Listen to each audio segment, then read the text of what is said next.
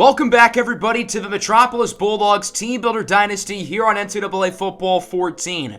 Today, our Bulldogs have a very tough matchup, to put it nicely, in Norman, Oklahoma against the number 2 ranked Sooners. Oklahoma is a legitimate contender for the national title, led by true freshman quarterback Caleb Williams, a Washington, D.C. native. He graduated from Gonzaga College High School, who we hope will be one of our high school pipelines for recruits down the line.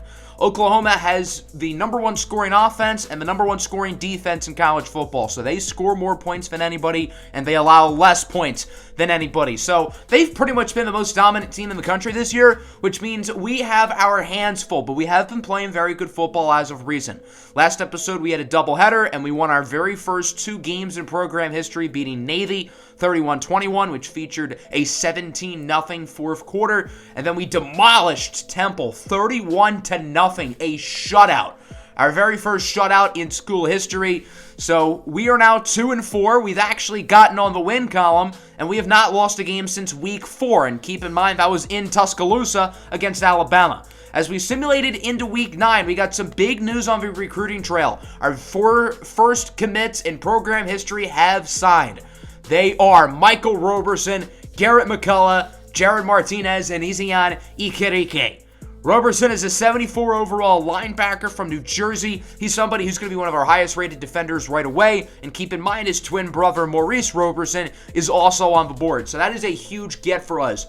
Garrett McCullough as well, a 76 overall guard. I believe he is the highest rated freshman on our entire recruiting board. So this is a huge get for us. He's going to absolutely be our best offensive lineman next year, a day 1 starter. And we stole him from our rival, Capital College. Jared Martinez is a 2-way offensive and defensive lineman. I wouldn't be surprised if he plays on both sides of the ball. It's no secret that our offensive line has been probably the weak point of this team, and I think our defensive line could use some guys too, so maybe Martinez plays on both sides of the ball. Isian Ikerike is the most raw of the group. I think he's probably going to be a redshirt candidate, but he has a lot of athleticism and upside. He goes to DeMatha Catholic High School, another one of the great high schools in the DMV area, who we are trying to get a lot of prospects from.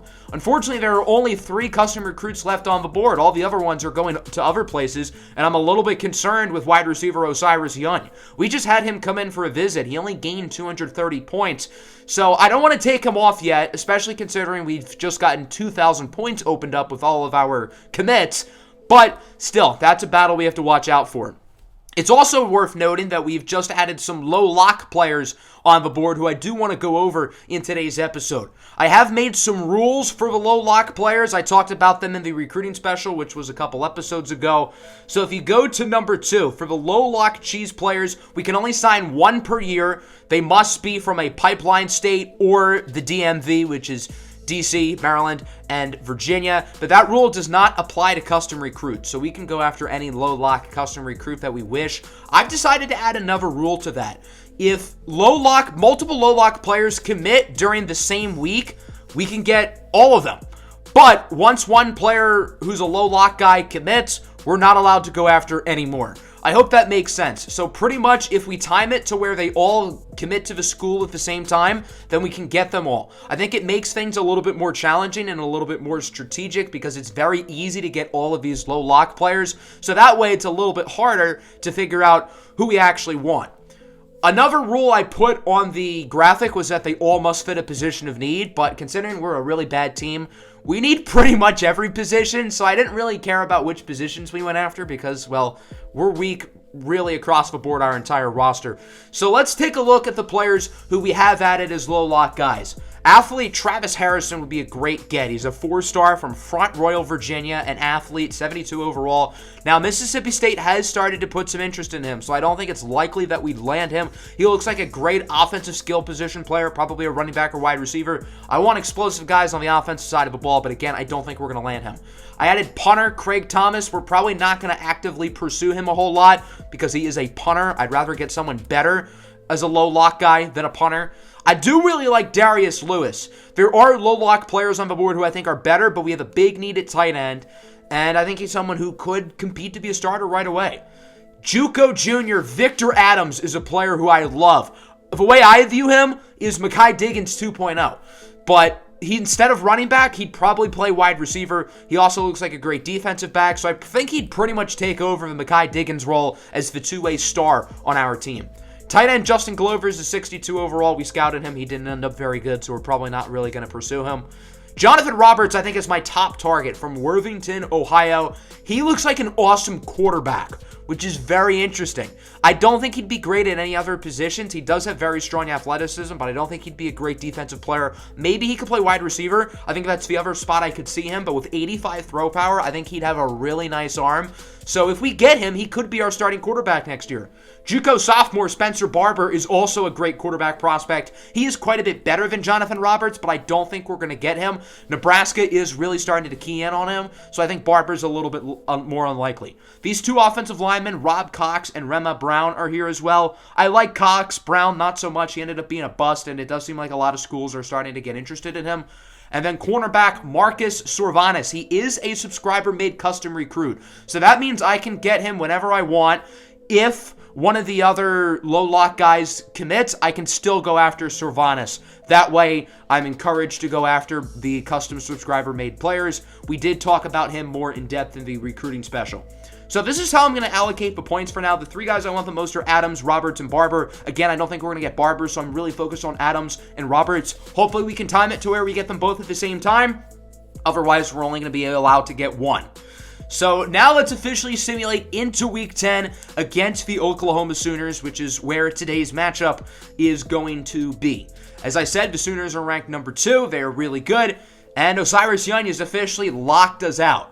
Now, I have acquired one break-a-lock, and I was thinking about it. Do I want to use it now on Osiris Jefferson? And as I go down the board, I think everybody on our board, we're not going to lose in season. So because of that, we have no reason not to break our lock on Osiris Young. The only player who I think we may lose during the year is running back Jake Parks, but it's only a 2-team battle. So if West Virginia really goes hard after him, then he's just going to go to West Virginia. So because of that, we're going to break the lock on Osiris Young. We're going to try to go after him again. Even though I don't think it's super likely, it's worth a shot. So now this is what the new points for the low lock guys are looking like. We're going to go after Darius Lewis more. I would love to be able to get him along with those two athletes, but again, it's not overly likely. So there's our little recruiting update. Not necessarily a recruiting special, but I did want to give you guys an update on what the board looks like with all the low lock guys. So now let's talk about the Oklahoma Sooners. And as I said, they are really good. This roster is one of the best in college football. They have one of the most dynamic players in the country in true freshman Caleb Williams, who has taken over as the starter for Spencer Rattler, and he has not looked back. This team is loaded with talent, particularly on the defensive linemen, with multiple future NFL players. Guys like Nick Bonito, Jalen Redmond, and Isaiah Thomas are all very good. They have a very young group of skill position guys, particularly a wide receiver, and junior running back Kennedy Brooks as well is very, very good. So we have got our hands full in this game, but our Bulldogs are red hot. We have not lost since Week 4, and it's now Week 10. Albeit we've had 3 bye weeks in that span, and we've only played 2 games. But since losing to Alabama in Tuscaloosa, we are 2-0. And that was like a month and a half ago. So the guys are well rested. We're playing great football. Who knows? I'm not saying we're going to win, but maybe we make it a game. Welcome to Gaylord Family Oklahoma Memorial Stadium here in Norman, Oklahoma, as the number 2 ranked Boomer Sooners take on your Metropolis Bulldogs, looking for win number 3 of the season in what would be one of the most historic upsets in college football history.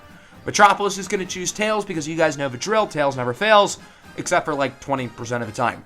So it lands on heads. Oklahoma chooses to defer, so we get to see the offense first. Get a look at sophomore quarterback Victor Johans, who is now under some heat with all the talented QBs we have on the recruiting board, as he tosses it to the senior Mekhi Diggins, who gets about 11 or 12 for a nice early first down run.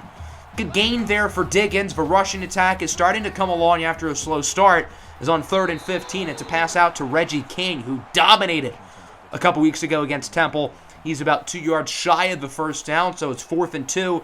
Metropolis figures, hey, we're playing against number 2 Oklahoma. What do we have to lose? So the Bulldogs are going to go for it here. Johans connects with Marcus Wilkerson, the junior, who makes a nice play after the catch. Wilkerson is not the most fleet of foot, but he does get 11, which is good enough for a first down conversion. 3rd and 9 now. Johans scrambling with it. Johans going to try to run for the first down, and he is just short, gaining about 6. on the play, so it's now 4th and 3. Here comes out Mark Mitchell, the sophomore kicker who has not missed a kick all year. His perfect track record continues as that one goes through the uprights, and the Bulldogs lead this game 3-0. So now we get to see Caleb Williams in the offense as here's Kennedy Brooks up the middle. Brooks has blocks and is wrapped up, but not before gaining 30. Yeah, it might be a long day for our defense. I know the Bulldogs' defense has played very well as of recent, but yeah, Temple's offense is not quite the same as Oklahoma's. First down, Williams trying to evade pressure, but he is sacked on the play. The junior safety, Ryan Jovanovic, was there on the play along with Miles Burrow, the junior linebacker, for a loss of 5. Now it's 3rd and 5 here for the Sooners. Caleb Williams throws it away, incomplete. So Metropolis' first drive, they score. On their first defensive drive, it appears they have stopped them, but Oklahoma's offense is going to stay on the field. They choose to go for it here on 4th and 5. Gutsy call. Williams scrambling. Deep shot for the end zone. Overthrown. So the Bulldogs get the stop, and it remains 3-0. So far, so good. I know it's early, but Metropolis is playing well on both sides of the ball, there I say. 3rd and 8. Johans connects with Reggie King with a nice spin move. Reggie King has been a joy to watch this year after the catch. And again, when we talked about him at the beginning of the season, we saw him as more of a possession jump ball guy, and he's done well at that. But he's also been maybe the most explosive receiver with the ball in his hands. On 3rd and 13, Johans is sacked for a loss of 7. A big QB takedown by Isaiah Thomas. So that will conclude the first quarter. We're winning! 3-0. The Bulldogs are on top. I know it's early, but Metropolis is looking damn good, considering they're a 63 overall team taking on the number 2 ranked team in college football who scores more points and allows less points than anybody. Caleb Williams on first down finds the hole up the middle of the offensive line. It's a fumble, and it's picked up by Ryan Jovanovic. The freshman Dalip Bowe, who stands at 5'8", 160 pounds, is the one who forced the fumble. So the Bulldogs now get a turnover. They get the football with good field position. Life is good. Oklahoma is really struggling early in this ball game. 3rd and 13. Johans trying to run with it. Overthrows Tyrese Rogers. It's incomplete. So the Sooners get the stop. Oklahoma's defense is really starting to settle in, but their offense has to get it together. On first down, Caleb Williams connects with the tight end Austin Stockner, who breaks the tackle. There goes Stockner down the field. Nobody's going to catch him, and the Oklahoma Sooners are on the board. A long touchdown there for the tight end Austin Stockner, and it is now a 7-3 ball game. A big score for Oklahoma. They needed that one bad as Metropolis gets it back. Johans looking to throw it here, scrambling under pressure. He connects with Tyrese Rogers, the senior, who brings it to about midfield. Tyrese Rogers was really disappointing early in the year, but I've got to say, as the year's going on, he has played better. He's gotten more opportunities, and I think he's excelled. 3rd and 1, Johans going to try to run for the first down. He got it. A nice scramble by Victor Johans. It was a designed screen from a running back on the right side and a wide receiver on the left side, but Johans had running room, so he figured he'd make a play there. 3rd and 5, it's a handoff for Mekhi Diggins, who only gets about 2. So that sets up an interesting 4th and 3. It's the field goal unit out onto the field. So Mark Mitchell will go for the field goal. We'll see if he can keep his perfect season alive and well to make it a 1-point contest. And it's a fake! Larry Caker drops back to throw, and it is caught for a first down by O'Shane Yakabuti. That play looked like it was not going to work at all, but Yakabuti does a great job of keeping both feet in bounds. A gutsy call there by head coach Isaiah Sparks, and it pays dividends. Very next play, touchdown! Emmanuel Cortez was wide open in the end zone, and the Metropolis Bulldogs take the lead 10-7. What a great throw by Johans, and of course the gutsy call on the previous play. Wow, what a crazy chain of events there to put Metropolis back on top. We've got ourselves an actual ball game as Kennedy Brooks bounces off a blocker. Brooks down the field gets about 20. Kennedy Brooks only has 2 carries today, but he has 50 yards. I feel like they should give him the ball more. That's just a hunch. Very next play for the Sooners. Their offense is now starting to look a lot better. Is on first down. Caleb Williams going to run to the right side. Gets by Mekhi Diggins. There goes Williams down the field, wrapped up by the defensive end, Jonathan Savage II, but not before a big first down conversion. And after a very slow start, Oklahoma's offense is really starting to look good. 2nd and 11 now for the Sooners. Williams drops back to throw it under pressure, and he is sacked. The senior, Boob McAllister, is the one who brings him down. McAllister, like a lot of the other guys on this team, started slow, but have really come along the past couple of weeks. 3rd and 17, Williams, pump fake, deep shot, incomplete. Good coverage there by the Bulldogs. If that pass had gone a little bit towards the right, then Tavion Lewis would have had a chance to pick it off. So here comes the field goal unit. It's Gabe Burkick on to tie it. The kick is good, and we are knotted up at 10. So a very close ball game here late in the first half. We'll see if Metropolis is going to try to drive downfield and maybe take the lead before halftime. You never know. 3rd down and 13. Play action fake for Alexander. Johans on the run. It's caught! Tyrese Rogers with an awesome reception for the first down and more. Metropolis is moving quickly.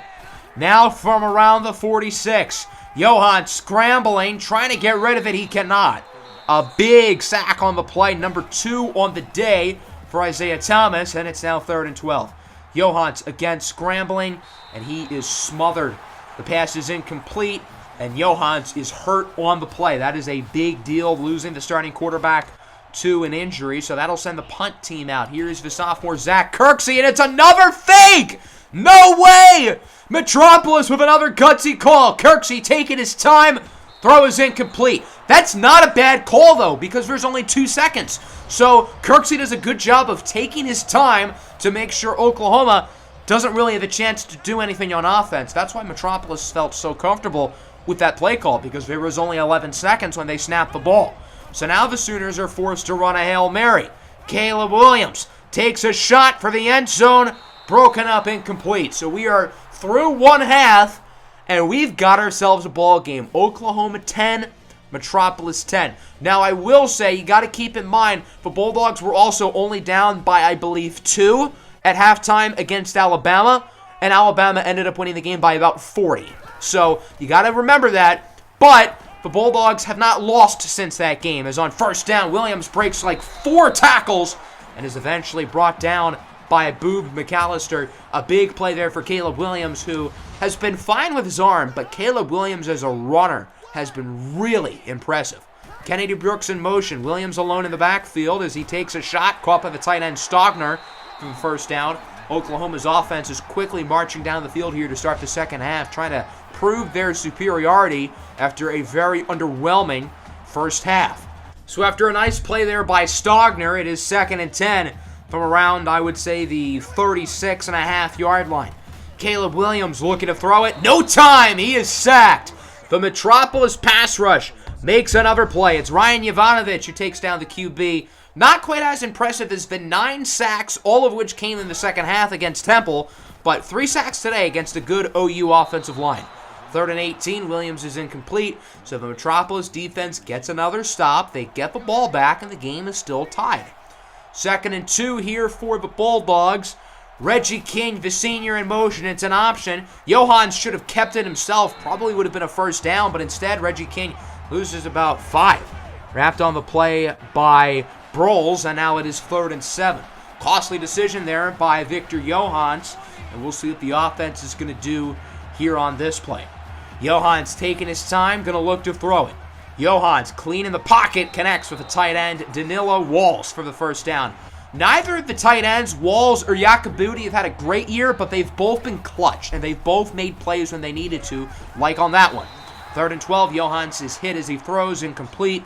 Great pressure there by the Oklahoma defense, so they will force a stop. Both defenses looking good early in the third quarter.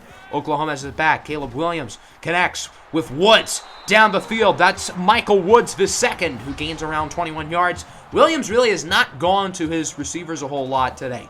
Woods has been quiet. Jadon Hasselwood, Mario Williams, all of them really have not done a whole lot. So that's a credit to the corners. Mekhi Diggins, Teddy Edwards, Dalip Bowe, who has really impressed me as a young freshman. So now first down. Williams looking to throw it, goes up the middle. There's Mario Williams, a true freshman, one of the best freshman receivers in the country, who brings it to the 1-yard line, and the Sooners are very close to punching it in and regaining the lead back here around midway through the third quarter. So now it is 1st and goal for Oklahoma. Will they punch it in here easily? The Bulldogs do have a good goal line defense, but they're not going to stop Kennedy Brooks there. Great blocking by the right side of the Oklahoma offensive line, and Kennedy Brooks will put Oklahoma back on top, as it is now 17-10. So we've got a little bit over a minute left in the third quarter. 2nd and 5. Johans has absolutely no time to throw it. Sacked on the play by Justin Broyles for a loss of about 5 yards. And that'll make it a 3rd and 10 here for the offense. Again, the offensive line continues to be the weak link here for this Metropolis offensive unit. Victor Johans looking to throw it, scrambling, can't find anybody, and he is sacked again, this time for a loss of 8 by Jalen Redmond, the sophomore. So that'll send the punt team out. It's Zach Kirksey, who's going to punt this one to around the 34, and we've got a flag. That's going to be interference on Dalip Bow. So really the past couple of minutes, everything is starting to crash and burn here for Metropolis. This game was once tied. They had the ball, and it's gone downhill since then. And now the Bulldogs are really starting to look sloppy. They're allowing sacks. They're having stupid penalties. Oklahoma's really going to try to put themselves in a comfortable spot on this drive, but I didn't think it would only last one play. Brooks off the screen as blocks, nothing but green grass ahead. Full-on implosion here in the final minute or so of the third quarter, as Kennedy Brooks with a lawn receiving touchdown. Not a particularly good end of the quarter there for the Metropolis Bulldogs. It feels like the hourglass has kind of ran out, but they are only down by 14. I think a lot of people expected it to be a blowout, and the Bulldogs are still hanging in there, and they're still going to give a tough fight here in the fourth quarter, even if they're not in a particularly good situation. Johans on 2nd and 1 makes the smart decision of keeping it, but he still loses 2. Oklahoma reads the play like a book. It's Woody Washington who brings him down, and now it is 3rd and 7. Johans again going to scramble, this time to the left side, trying to get somebody open, and he does connect with Marcus Wilkerson, who's had a couple nice catches today. I was hoping Wilkerson would have a bigger role in the offense this year, but he has had a few nice plays today. Probably his best game as a Bulldog. 3rd and 12. Johans with a shot downfield for Cortez. It's broken up and nearly intercepted. So another stop there for the Oklahoma defense. And on 4th and 12, Metropolis is going to go for it, saying, again, we have nothing to lose, so we might as well. It's Larry Caker in the game. He takes a shot downfield, and it's caught by Rogers for the touchdown. Larry Caker has a stronger arm than Victor Johans. Johans was also a little bit banged up, so that's why he wasn't in the play originally. But it kind of worked out that the Bulldogs got their strong-arm quarterback in the game, and it's a one-possession ball game. 24-17 on 1st down. Caleb Williams somehow evades the pressure. Look at that man go. Inside the 10, inside the 5, wrapped up at the 2 by Tavion Lewis. A huge run there by Caleb Williams, who continues to be electric on the ground with over 100 rushing yards. The goal line defense would get a stop, however, as it's the field goal unit. Gabe Burkick will make it a 2-score lead for Oklahoma. Metropolis does not have a lot of time. They kind of need a miracle. A touchdown, an onside kick, or a stop, and another touchdown in order to win the game. It's a 4th and 10. Johans looking to throw it. Deep downfield for King. Broken up. Incomplete. So the Oklahoma defense gets a stop. That appears to be the ball game, as the Sooners are now just chewing some clock here. Bulldogs don't have a lot of timeouts left as Kennedy Brooks finds the hole. He is going to score the touchdown, adding salt to the wound. An unnecessary play there by Kennedy Brooks. He didn't have to score. He could have just slid for a 1st down, ended the ball game. Metropolis wanted to use their timeouts, but Kennedy Brooks wants to play hardball. So the offense has it back. They are kind of moving down the field. Under 10 seconds to go. Johans is intercepted by Patrick Fields, and the ball game is now officially over. But again, quite the hard-fought fight. 34-17 Oklahoma wins, but we really stayed competitive the entire time, and it kind of slipped away from us there late in the third quarter. We never really got control back. But throughout the first half, going into the second half, we hung in there, and it was tied at halftime. We had the lead at one point in the second quarter, which is just really unbelievable to think about. And This team has come a long way from earlier in the season. I know we still have 5 games left, but this is a far different team than the one who got blown out by Maryland, and the one who got blown out by Virginia Tech. Victor Johans was fine. His numbers aren't impressive, but again, all things considered, I thought he was pretty good. Larry Caker had some nice throws as well. The rushing attack was kind of underwhelming other than Diggins. Again, we really don't have a lot of talent at running back. And with Mekhi Diggins being a senior, we're going to need these guys to step up, and we're going to need some of our true freshmen to really play well, assuming we get our targets at running back. Tyrese Rogers with a big game, 139 yards. I believe he is the first 100-yard receiver in school history, although Reggie King was very close last week. Sacks for Burrow, Jovanovic, and McAllister. The defense really held their own, and our defense, I do feel like, is the backbone of our team. They did allow 34 points, but you got to keep in mind this was against one of the most talented quarterbacks in college football. Caleb Williams was a monster. Kennedy Brooks was also a monster. I feel like they should have given Brooks the ball more. Not that it really mattered because Caleb Williams also ran wild. The tight end, Austin Stogner, had a big game, 5 for 118 and a touchdown, but none of their receivers caught more than one pass. Oklahoma's defensive line completely ate us alive. They had to have had about 15 tackles for loss, no joke, with all the sacks and all the rushing plays that resulted in a loss of yards. Our offensive line is just such a train wreck. I can't wait until we have competent players there on the line. So we have 5 more games to go. 3 Power 5 teams, Virginia, Georgia Tech, and Vanderbilt. We have Boise State on the blue turf, probably the best team left in our schedule. That's our next game. And then, of course, our final matchup against our rivals, Capital College. So that will conclude today's episode. Let me know what you thought of the game. Let me know what you thought of all the recruiting stuff as well down below in the comments. Hope everybody enjoyed. Make sure to like and subscribe. Peace out.